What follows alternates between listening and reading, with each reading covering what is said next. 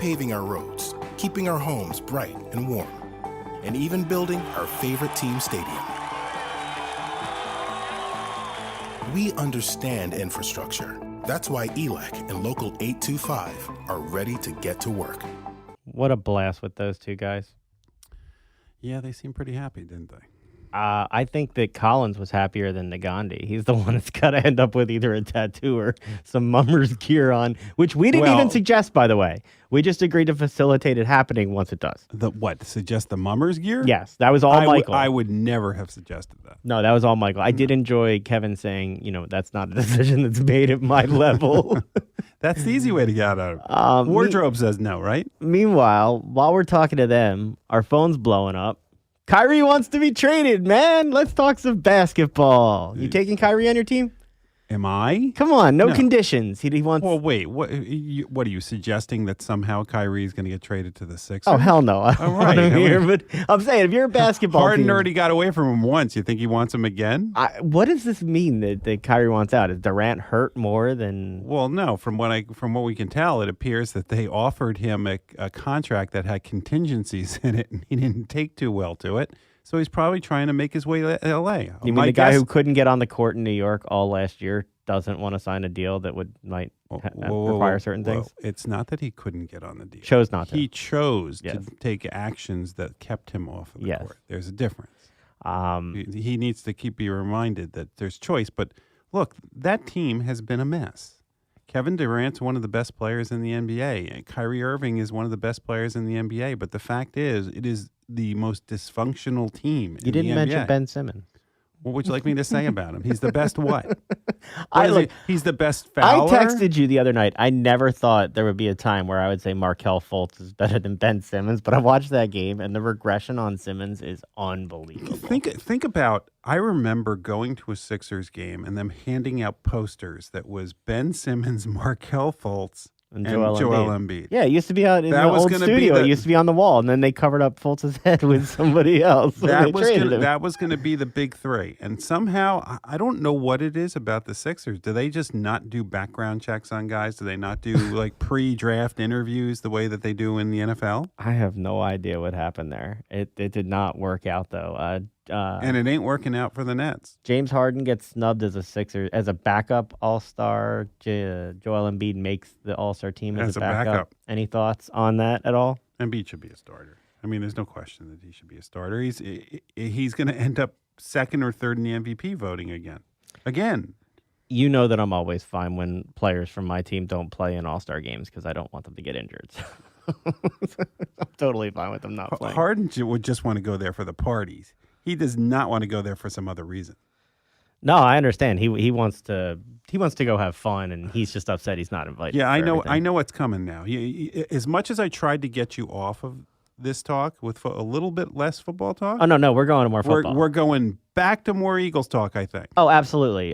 Dave Spadaro, Eagles insider, joins us on the show. Dave, thanks for some time. How you doing, man? Good, guys. How are you? I'm less nervous now than I was the last time we talked. Jeff wants. No, you're not. But Dave, we got to give it to you. You were right. When you were on here, you were not concerned at all. No, and we gave it to you last week. We told you that you were right too. What's going on, man? How's the feel down there? He's just happy we keep saying he's right. Right? He's gonna clip that out and play it. It's weird. We don't play this week, so the feel is very, very matter of fact and very confident. And everybody's got all their logistics squared away, which is the really stressful part of a Super Bowl week. And then the team leaves Sunday for Arizona, and then that's when it kind of I think it's going to hit everybody. Dave, what's it like for when they have this extra week? We hear from players and staff all the time about the problem with this extra week is dealing with family members, dealing with friends, dealing, as you said, with the logistics of it. What is it like for the players, and is there a way to alleviate this additional stress on them? Yeah, they do it early in the week. It's all done. So that's how they alleviate it. There's really no way to alleviate the ask and the requests that you get, but you have a deadline of whatever it was, Tuesday or Wednesday. So if you don't have your requests in now, there's no requests, and so that's how you alleviate the stress. It's easy to tell people no when you're past the deadline. And so it's been all football. The players came back into NovaCare on Thursday. They had a walkthrough yesterday. They had a practice today. And, they're getting into their and they'll work tomorrow, and then the team leaves Sunday. So it is, you alleviate the stress by not having it carry over, and then the team will fly out the friends, family, wives, girlfriends, etc., parents on Friday of next week, and then they'll enjoy that night before the game with their families. Probably normal Saturday visit, which they normally would have on a road trip with some select friends and family, and then it's on to the biggest stage of their careers. So wait, I'm a little concerned here. Jason looks a little sad here. You needed to get your requests in by Wednesday. Does that mean Jason can't ask you right now for tickets? I wasn't even going to try. No, no, you're welcome to ask. You can ask all you want. I can only imagine how many requests you get. Look, I mean, what we've seen from this team in the playoffs is sheer dominance. I mean, they've outscored opponents 69-14. Talk a little bit about what you're hearing. The approach from Jalen Hurts is so impressive. He just never seems satisfied, always back and focused to the next thing. Talk a little bit about what you're seeing out of him. Well, the big thing, so you've heard it, it's a Philly thing, of course, right? The sold-out marketing and merchandise campaign.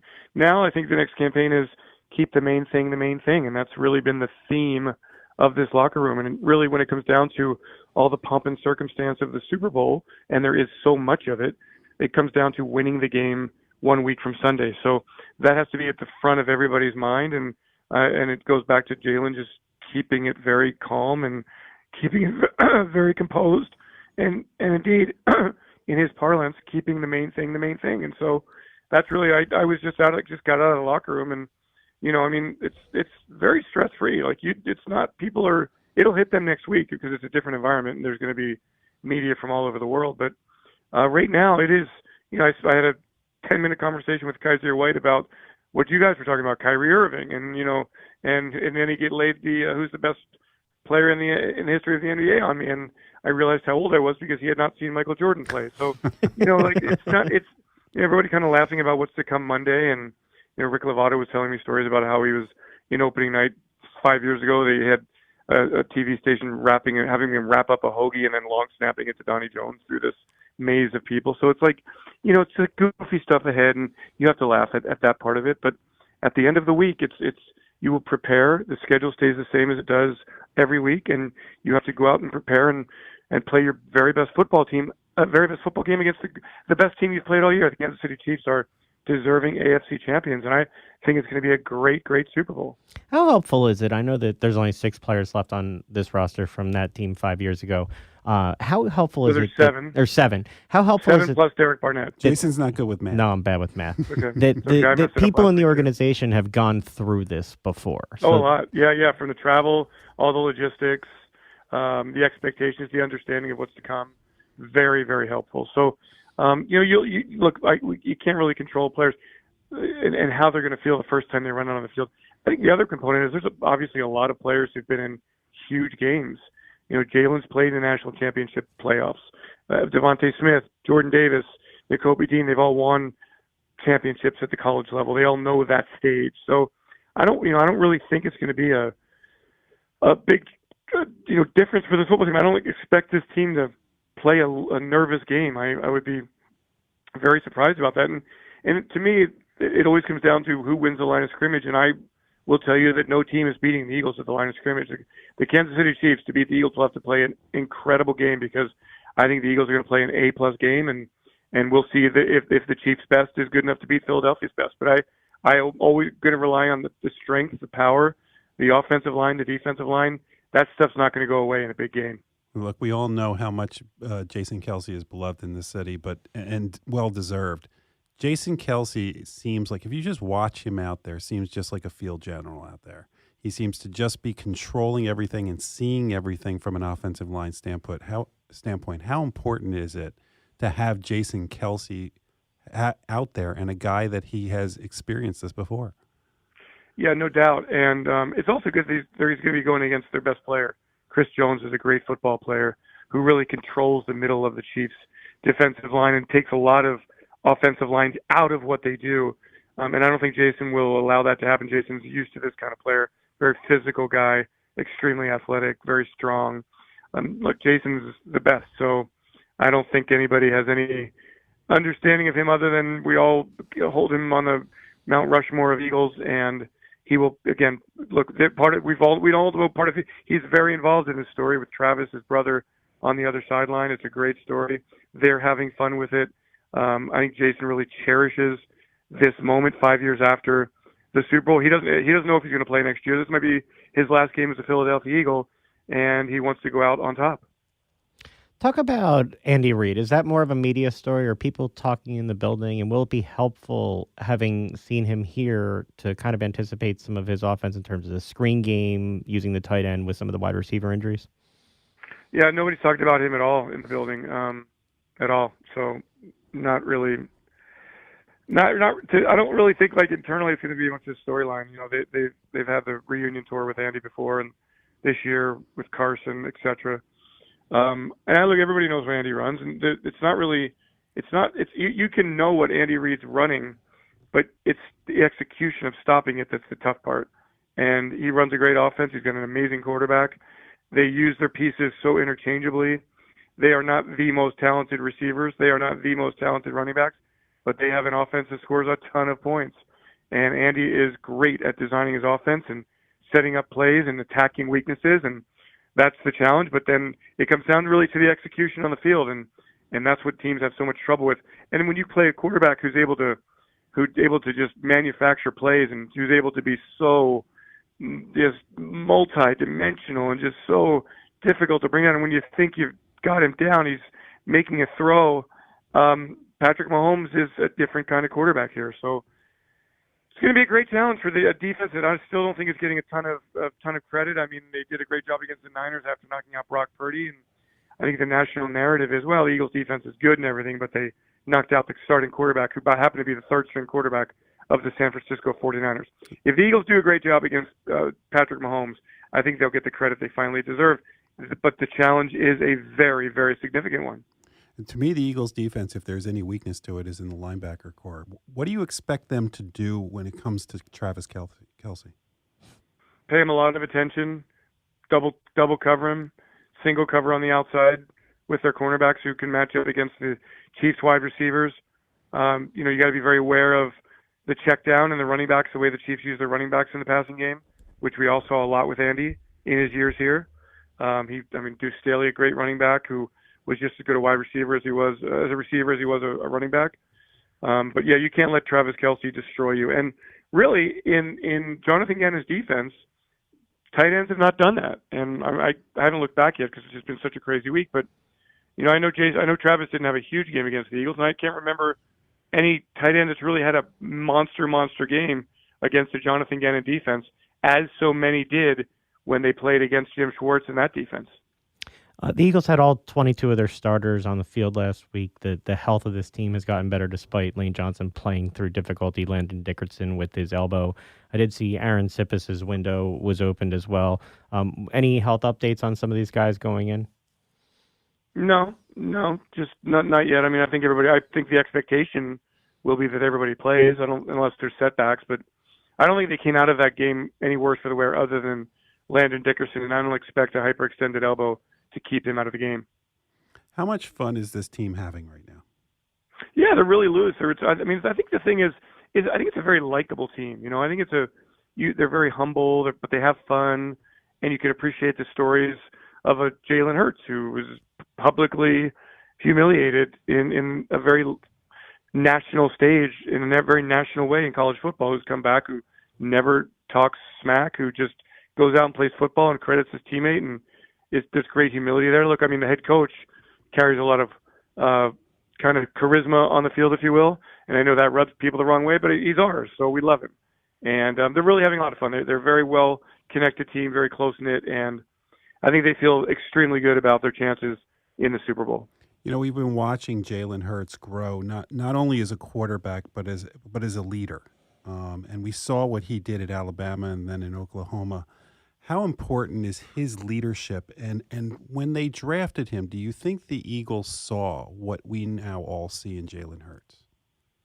That's the first part. Yes, it's very important. The team takes its cue from the quarterback, and the quarterback is a very unflappable, extremely steady hand. And so, yeah, it's a huge part of it. And his message, again, is just keep the main thing, the main thing, the main thing, the main thing.